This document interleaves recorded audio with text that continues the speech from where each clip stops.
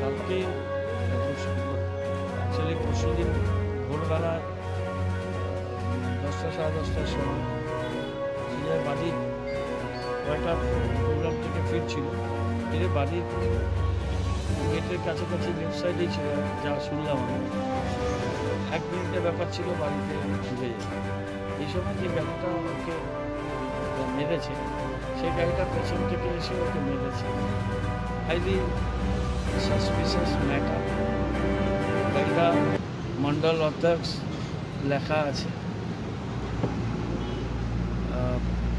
তাতে বিহারের কাঠিয়ারের গাড়ি। পুলিশ প্রাথমিকভাবে একটা অ্যাক্সিডেন্টকে স্টার্ট করেছিল, কিন্তু সুজয় স্ত্রী তার ছোটো ছোটো এর থেকে আরও ছোটো 2টো বাচ্চা শিশু, তার স্ত্রী আরেকটি অভিযোগ দিয়েছে। সেই অভিযোগের ভিত্তিতে পুলিশকে আরেকটা কেস স্টার্ট নিশ্চয়ই করবে। একটা ঘটনার পূর্ণাঙ্গ উচ্চ পর্যায়ের তদন্ত আমরা দাবি করছি, এবং সুজয় স্ত্রীও দাবি করেছে যে আমাদের মনে হচ্ছে না যে এটা সহজ স্বাভাবিক একটা অ্যাক্সিডেন্ট, কেন অত লেফট সাইডে ছিল, একেবারে বাড়ির সামনে, পেছন থেকে অত স্পিডে এসে মেরে দিল। আমাদের খুব ভাইটাল ছেলে এবং বিধাননগর 2 এর প্রধান, খুব অ্যাক্টিভ এবং খুবই জনপ্রিয়, এবং এর পিছনে একটা বড় ষড়যন্ত্র আছে বলে আমাদের মনে হচ্ছে। ডিটেলটা দেখা যায়। ড্রাইভারটা বেল আউট হয়েছে, যেহেতু ইউডি কেসে এটা বেলেবল সেকশন ছিল, বেলেবল হয়েছে, কিন্তু সব ব্যাপারটা বলেছি পুলিশকে। আমি একটু পরে সিপি এবং কলকাতায় আমি কথা বলবো, অনারেবল চিফ মিনিস্টারকে আমি জানাচ্ছি ঘটনাটা। কালকে কথা হয়েছে আমার এসপির সাথে দার্জিলিং, আমি আরও ডিটেলে কথা বলছি। এটাকে পুরোপুরি ভালো করে তদন্তের আওতায় নিয়ে এসে বিষয়টা দেখতে হবে।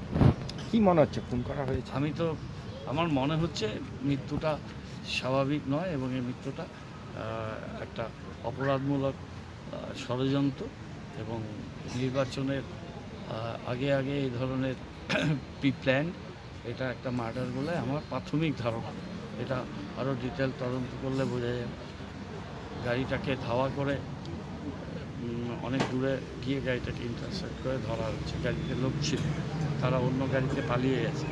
সাধারণত কি হয় যে এরকম অ্যাক্সিডেন্ট হলে গাড়ির চালক এবং সেই গাড়িতে যে ভদ্রলোক ছিল, চালক পালাতে পারে, কিন্তু ওই ভদ্রলোকের উচিত ছিল এসে থানায় সারেন্ডার করে বিষয়টি বলা, তাহলে তার মোডাস অপারেন্ডিটা বোঝা যায়। সে পালিয়ে যাচ্ছে, অ্যাক্সিডেন্ট হলে তো আসবে। সে তো আমাদের গাড়িতে যদি কাউকে একটা ধাক্কা মারে, আমরা তো তাকে রেস্কিউ করে নিয়ে যাওয়ার চেষ্টা করি।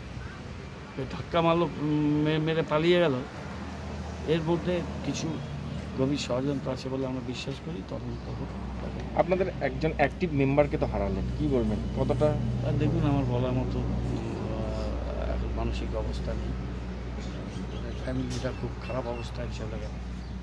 এরকম আমাদের পরপর মারা যাচ্ছে। আরেকটা অ্যাক্সিডেন্টে মারা গেছে বাচ্চা ছেলে, কুচবিহারের ছাত্র ছেলে। খুব শক্ট।